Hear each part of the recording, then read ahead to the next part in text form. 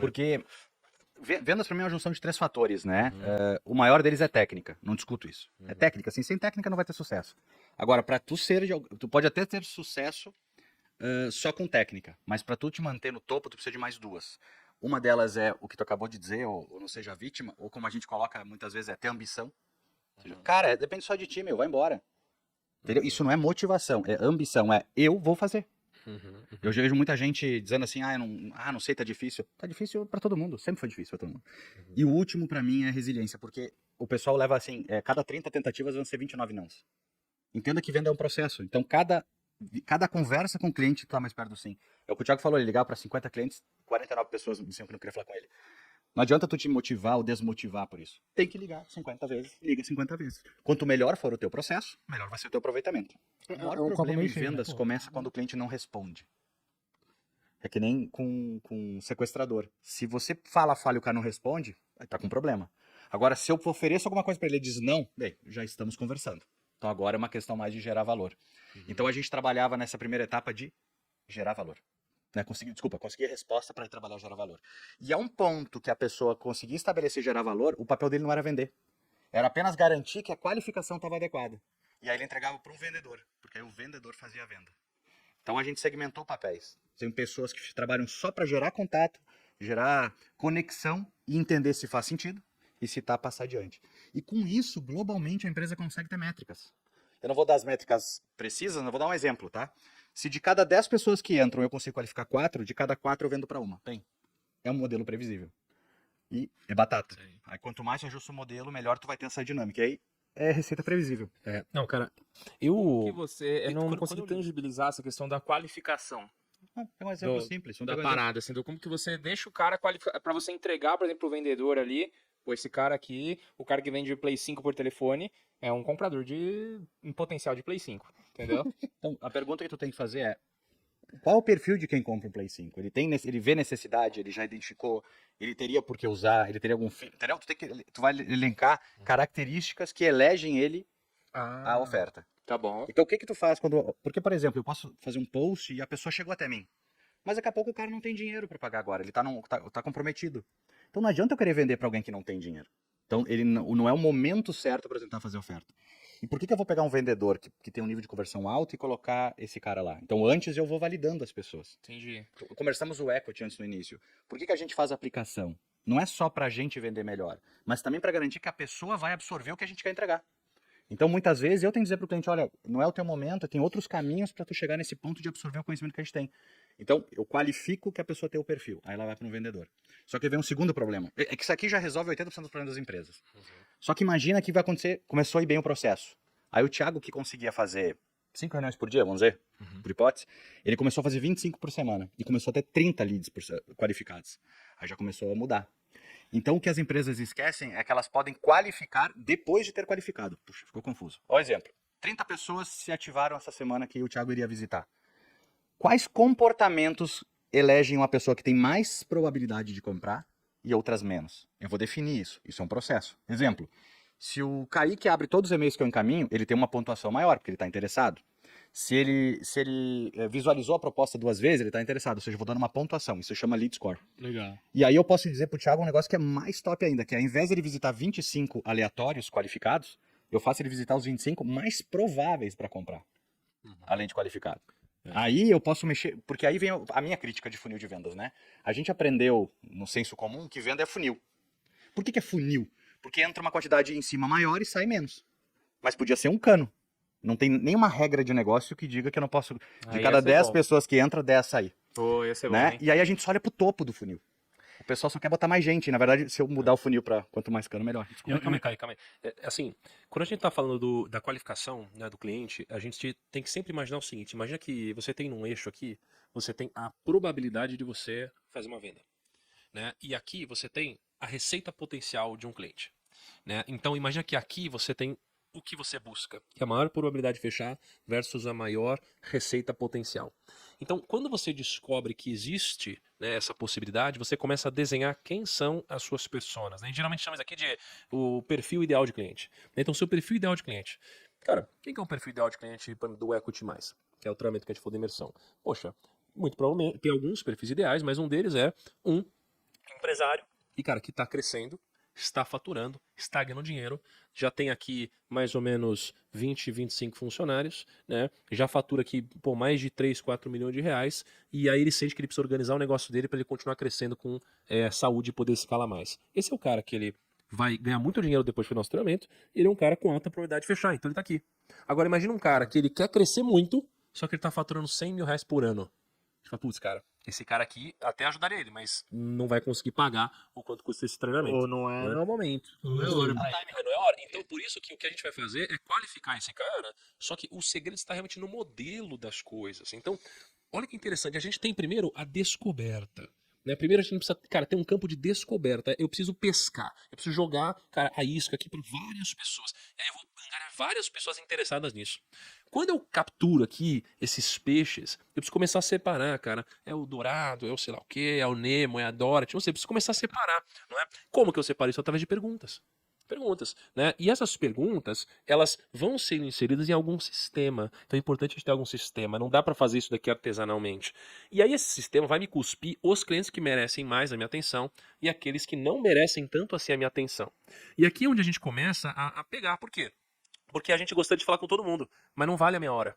E como negócio, se eu for falar com quem não é meu perfil, eu não vou conseguir ter um negócio sustentável. Então, que para quem não vale a minha hora, eu trago para um atendimento digital, um processo, um fluxo digital, e aqui eu trago para um humano. Só que esse que eu não trago para um humano, eu tenho um problema. Porque, pô, se eu vou falar com todo mundo, mas mesmo assim não estão qualificados o suficiente, vou passar meu dia falando com pessoas que talvez não comprem. Então eu adiciono uma camada de alguém que qualifica, que é alguém que vai ligar para falar, olha, é isso mesmo? Você é esse cara, me fala mais sobre você. E aqui entra outro site legal. O vendedor, ele não tem que falar mais sobre o produto dele, ele tem que falar mais sobre o cliente. Né? Então, geralmente a gente acha que vender é falar, olha, meu produto faz isso, ele faz aquilo, essa transformação, é isso. Não, a venda, especialmente para tickets um pouco mais altos, é uma venda consultiva. Então eu quero saber qual é o problema do cliente. Porque se eu descubro o problema do cliente, eu lembro que eu fazia reuniões de 1 hora e meia, e às vezes eu passava 1 hora e 20 conversando com ele, perguntando. Quando eu descobri o problema dele, eu comemorava. Porque quando eu descobri o problema dele, eu descobri qual era a minha brecha. Era essa brecha que eu ia atacar, e não a outra. Então imagina que eu vendo investimentos. Eu cuidava do cliente, eu cuidava da carteira dele. Ele tinha vários investimentos bons. Mas eu descobria, depois de 1 hora de conversa, que ele tinha, cara, uma previdência horrível. Quando eu descobria isso, eu falava, agora eu achei minha brecha. Se eu quisesse falar daquele outro investimento dele que era bom, ele ia falar, não, mas aqui não precisa. Relacionamento dele com o gerente, não, mas meu relacionamento é bom. Então eu não vou atacar ali, eu preciso descobrir aonde eu posso agregar. E assim a gente soluciona dessa forma e tal. Então você precisa descobrir a brecha na venda. Porque quem falar primeiro perde. Entendeu? Então você precisa perguntar e descobrir qual é a brecha. E quanto mais pergunta, mais tu vai aprendendo o cliente. E daqui a pouco tu pode até mudar tua oferta. Uhum. Entendeu? Uma coisa é, eu quero qualificar para vender porque eu entendi que tem um mercado grande. Mas às vezes a gente pode se surpreender de daqui a pouco... Vou dar um exemplo mais do dia a dia pessoal. Imagina que eu tenho uma loja de roupas. Simples. Todo dia entram 25 pessoas para comprar. Todo mundo pergunta, como é que foi o dia? Ah, vendi 3, vendi 5. Em vez de entender por que não vendeu. Então tu imagina, se cada 25 clientes que entram na minha loja, 20 não compram, se eu souber o porquê que os 20 não compram, amanhã eu vou abrir a loja diferente. Para não fazer com que 20 não compram. E vou tentar vender para esses outros 20 que vêm. Então, às vezes, vendas, o pessoal só olha como agredir, só como ser interesseiro e não como ser interessante. Então, por isso que eu digo, vale para qualquer um processo. Aí eu tenho uma lojinha, eu vendo, sei lá, caneta. Cara, tu pode fazer ser melhor. É isso que eu ia perguntar. O ponto é que você vê que os bons vendedores, geralmente, eles não falam preço antes de falar o valor do que eles estão te vendendo. Então, o Lucão sabe. Ele vai falar com alguém, né, alguma parceria, alguma publicidade. Ele não fala, não, é tanto. Ele fala, não, peraí, antes de falar, deixa eu te mostrar o nosso projeto. Aí ele começa, cara, olha o nosso tamanho, olha quem somos nós, olha o nosso impacto, olha o que a gente vai fazer. Aí você encanta a pessoa. Por quê? Porque aí você joga a âncora na mente da pessoa.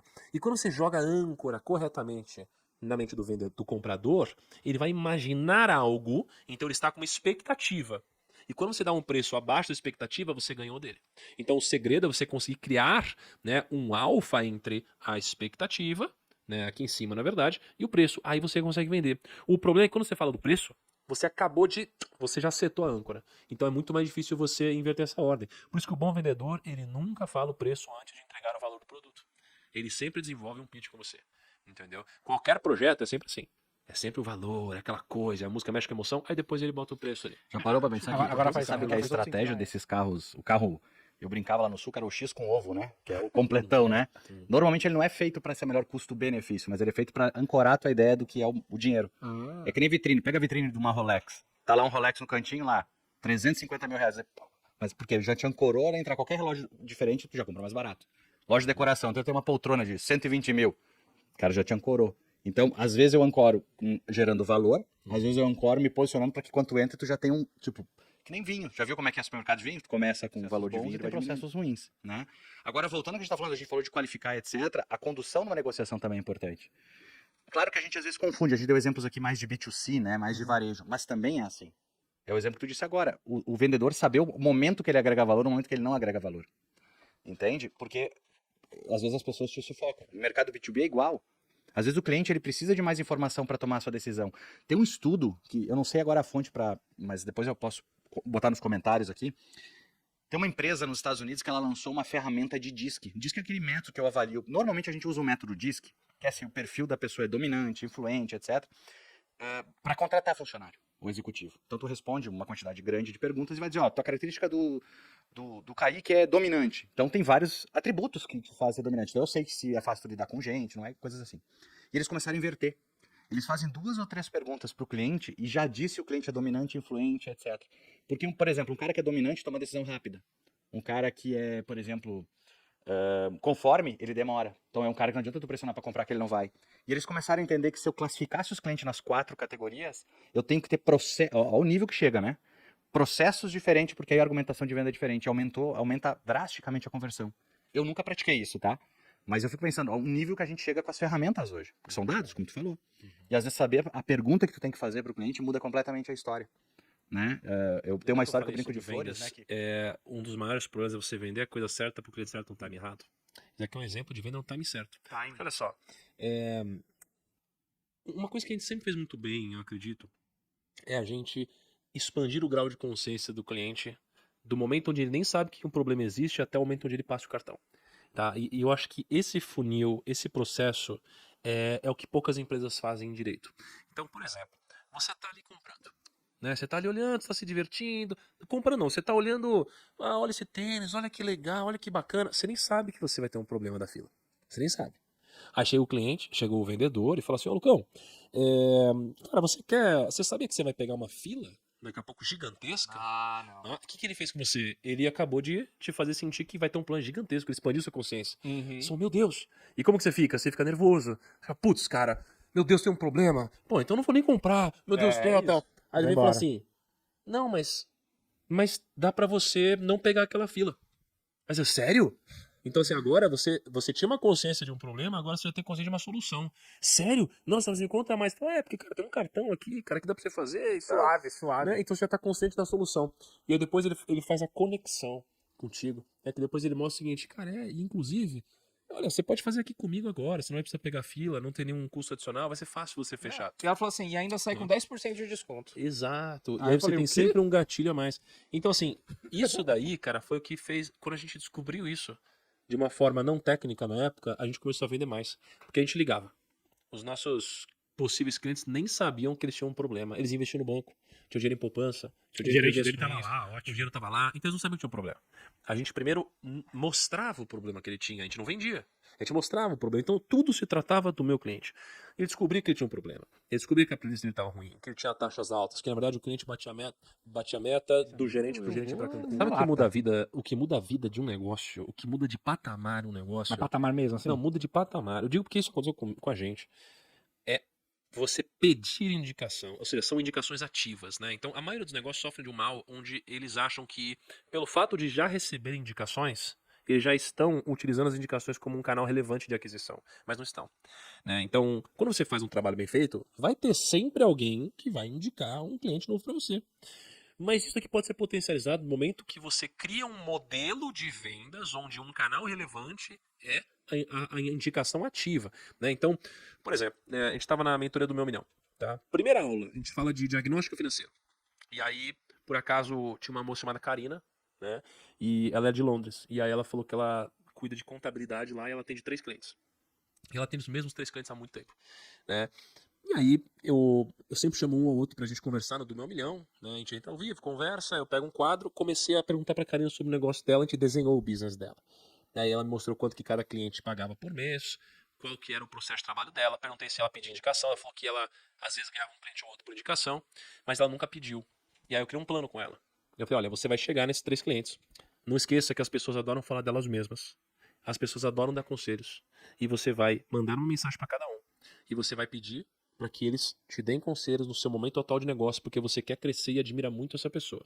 E você avalia muito bem as opiniões que ela te dá. Aí ela marcou uma reunião com os 3, pediu indicações para os 3 passaram a indicação, e agora, acho que 3 semanas depois, ou 4 semanas depois, por acaso no sábado agora, eu também chamei ela para ela dar um heads up de como foi esse processo, e ela tá com 12 clientes. Caraca. E todos através de indicação. E lá atrás, a gente cresceu assim também. Se você tem um cliente satisfeito, por que não te indicaria outro? Geralmente a gente tem vergonha de pedir. 99% da minha vida foi vendendo, né? Então, é uma posição difícil, muitas vezes quando tu tem times e etc, porque é uma somatória de ações, né? E eu lembro muitos clientes que chegavam assim naquela reunião, que aí eu ia chamar pra ir na reunião. E aí sempre como é que funciona o modelo de negociação? Cada reunião é pra diminuir um pouco o preço. Aí vai chamando o cara de cima, né? E tu tem que chegar a um ponto e dizer, cara, jogar o sorvete no chão, quer dizer, cara, vou ter que jogar o sorvete no chão, não dá mais. E aí o cara dizia, não, bucha, olha só, muito obrigado, tá tudo certo, mas falta só tantos mil pra baixar o valor. Aí eu olhar para um vendedor lá e dizer assim, nós estamos aqui para discutir valor ainda? Te peço desculpa, tá, Thiago? Eu errei com o Lucas, eu vou trocar o Lucas, ele não pode te atender. Porque se nós estamos nessa altura do campeonato e tu ainda não viu o valor do meu produto a ponto de pedir desconto, é porque o Lucas não fez um bom trabalho. Então eu vou trocar pra esse tempo te colocar. Nossa, Cara, mas eu acordava com o Lucas antes, porque senão o Lucas ia morrer, deu infarto, né? ela morre na hora, ele cai duro. Mas a natureza do outro lado mas- é porque aí eu sentia se a pessoa ela precisava do dinheiro mesmo, tipo, era uma restrição corporativa, ou se era muito mais o papel do brasileiro, de tentar tirar vantagem. Entendeu? Cara, e ali tu Se tu você faz enxerga. isso comigo, eu compro o que você quiser com esse argumento. Não, e você quer defender quem te atende bem, Eu entende? compro uma areia de 100 mil.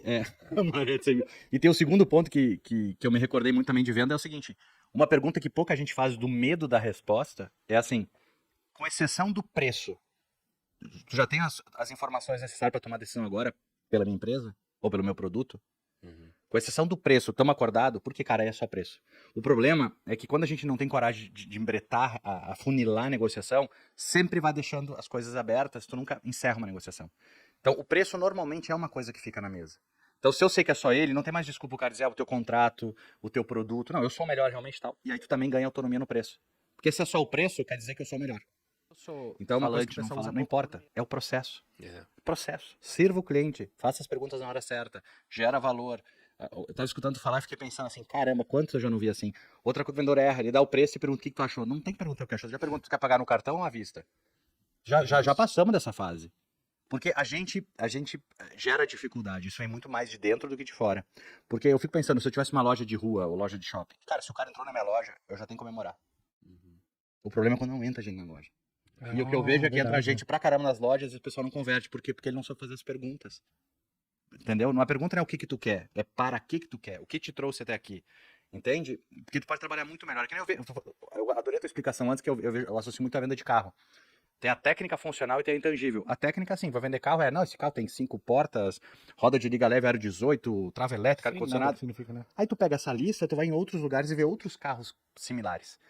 A outra venda é assim, que é o second level, né? Ó, esse carro tem um sistema de segurança, já que tu tem filhos, que tu protege o teu carro travando todas as portas, leva teu filho pra escola. Quando ele chegou na escola, tu olha nos espelhos se tem segurança, autoriza teu filho a descer, ele desce. Se distanciou do carro com segurança, tu volta a travar tuas portas e segue a tua vida com segurança. Pô, que legal isso aí. É trava elétrica. E tem o terceiro, que é o lado que tu diz, não, esse cara tem filhos, né? Esse carro é ideal para quem tem família e se preocupa com a vida dos filhos. Porque além dele representar uma pessoa de sucesso, ele também vai fazer com que tu nunca tenha o remorso de saber que teve um acidente de trânsito e teu filho morreu porque tu não tinha um airbag lateral em diagonal tal que protege as crianças. Cara, desculpa, quem tem filho não vai deixar de comprar o carro. Porque tu vai passar a vida inteira pensando que se acontecer, entende? Tu leva o cara pro intangível. Porque nós queremos o intangível. A nossa mente é racional. E a gente treina todo mundo a vender para Einstein, onde, desculpa a minha informalidade, todo mundo é macaco. Todo mundo quer ser atendido como macaco. Todo mundo quer comprar como macaco. Então o que a gente Fácil, quer? né? Facilidade. Eu não tô dizendo pra passar para ninguém, eu só tô dizendo assim, ó, trata as pessoas com emoção. Gera valor, gera consciência. É um processo. A gente às vezes está querendo vender para a nossa necessidade, não. Tem uma fala que eu gosto de dizer muito, vendedor de imóveis, né? Ele comemora o imóvel. Alguém já comprou apartamento, né? Já. Não ganhou uma bebida? Não ganhou uma bebida no final, assim, o cara não te dá um vinho, alguma coisa? Uhum. Por que ele tá comemorando, não tu? Porque tu tem da reforma e tem a mudança. Por que ele não chega pra ti e te dá o vinho quando tu te mudar pra tua casa? Ah, isso faz diferença. Tá entendendo? Ali tu entende. É bom de pensar isso, né? Mas vamos lá, segue o barco aí.